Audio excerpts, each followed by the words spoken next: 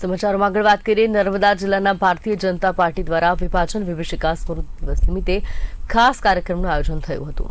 14 August 1947ના રોજ થયેલ દેશના વિભાજનમાં હિંસાનો ભોગ બની વિસ્થાપિત થયેલ લાખો લોકોને શ્રદ્ધાંજલિ અર્પણ કરવા માટે આ કાર્યક્રમ શ્રી બાબા સાહેબ આંબેડકર ભવન રાજપીપળા ખાતે યોજાયો હતો।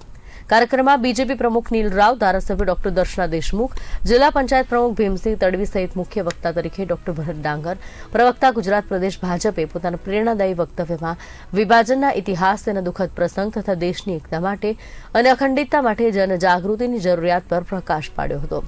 आ कार्यक्रम द्वारा विभाजन दरमियान जीव गुमावनार अमर शहीदोने श्रद्धांजलि अर्पण करवा माटे एक फिल्म पण निहाळवामां आवी अने तेमनी यादोने नमन करवामां आव्या।